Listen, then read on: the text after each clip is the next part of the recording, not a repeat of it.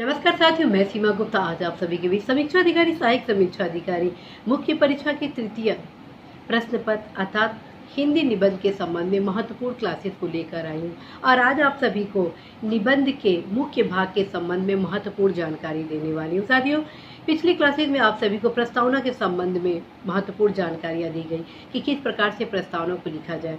इस क्लास में आप सभी को बताया जाना है कि निबंध का जो मुख्य भाग होता है उसके कितने उपभाग होते हैं और उपभाग के वे कौन से क्रम होते हैं जिसके अभाव में आप अधिकतम अंक नहीं प्राप्त कर पाते। अर्थात आपको अवश्य ही मुख्य भाग के इन तीनों पार्ट को अपने निबंध में समायोजित करना ही होता है। साथियों, सबसे पहले आप सभी को अवगत कराना है कि चाहे वो कोई भी टॉपिक हो, अवश्य ही इस भाग अर्थात मुख्य भाग के 3 उपभाग को आपको इम्प्लीमेंट करना ही करना होगा।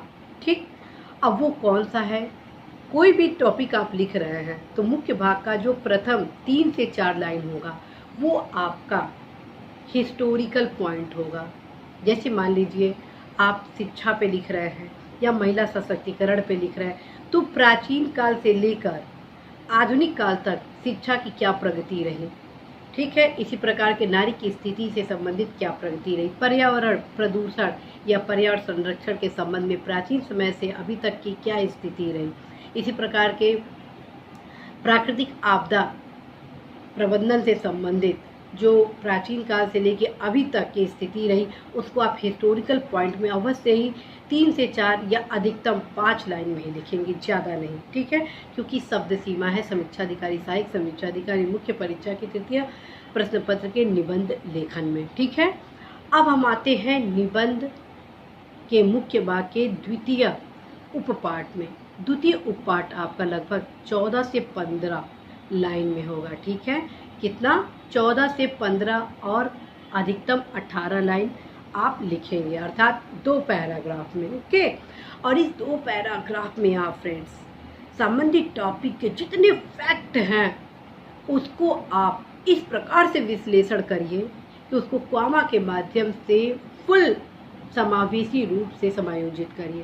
फ्रेंड्स, किस प्रकार से मुख्य भाग के द्वितीय पाठ को लिखा जाता है ऑलरेडी मेरे द्वारा पूर्व की क्लासेस में बताए जा चुके हैं। साथ में आप में से जो सर्वश्रेष्ठ निबंध थे उसके माध्यम से भी महत्वपूर्ण क्लासेस पूर्व में लिए जा चुके हैं। इस क्लासेस के माध्यम से आप सभी के स्किल को डेवलप करने के प्रकार को बताया जा रहा है, रणनीति को बताई जा रही है, वे को प्रशस्त किया जा रहा है। तो फ्रेंड्स, आप अवश्य ही इस पार्ट में अर्थात सेकेंड पार्ट के द्वितीय उपभाग में जितने भी आयाम है उसको आप समायोजित कर दें। अब हम आते हैं निबंध के द्वितीय भाग अर्थात मुख्य भाग का तृतीय उपभाग।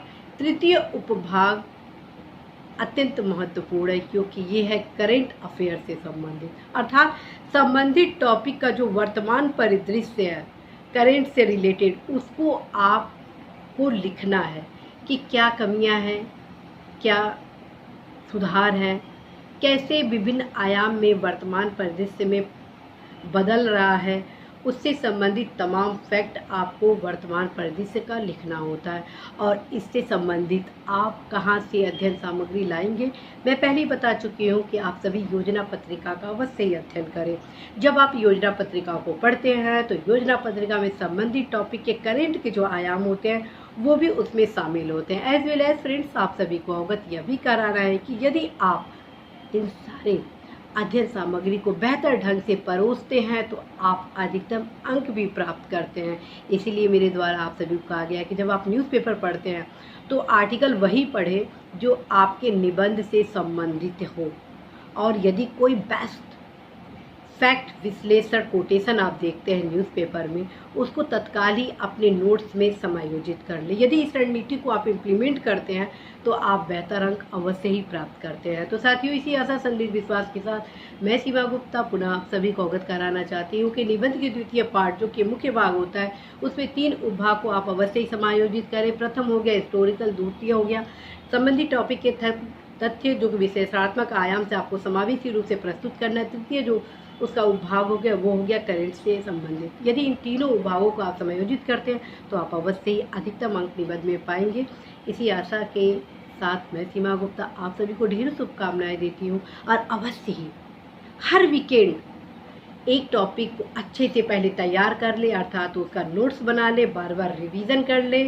संबंधित टॉपिक की तैयारी आप योजना अथवा कुरुक्षेत्र पत्रिका से जरूर कर ले। तदुपरांत जब आपका अच्छे से तैयार हो जाए फैक्ट विश्लेषण, उसके बाद आप जितने भी प्रीवियस ईयर के निबंध से संबंधित क्वेश्चन आए हैं उसको जरूर देखें, ठीक। और हर एक निबंध को 2 से 3 मिनट या मैक्सिमम 5 मिनट में अवश्य ही अपने थिंक टैंक के माध्यम से सोचें कि यदि ये निबंध मुझे लिखना हो तो मैं कैसे लिखूंगा, ठीक है। उसके बाद आप एक निबंध का चयन करें और अवश्य ही निबंध लिखें। फ्रेंड्स, इस प्रक्रिया को आप अपनाएंगे तो अवश्य ही आप अधिकतम अंक पाएंगे। और यह भी बताना है कि ऑलरेडी मेरे द्वारा पूर्व में भी महत्वपूर्ण क्लासेस लिए जा चुके हैं। अवश्य उन सारी क्लासेस को देखें और अवश्य ही मेरे द्वारा बताए गए इम्पोर्टेंट टॉपिक को ऐसे के प्लेलिस्ट से देखें और अवश्य उन सारे टॉपिक को कवर करें। निश्चित रूप से फ्रेंड्स, आप सभी एग्ज़ाम तक मैक्सिमम अंक अवश्य ही निबंध में पाएंगे। All the best.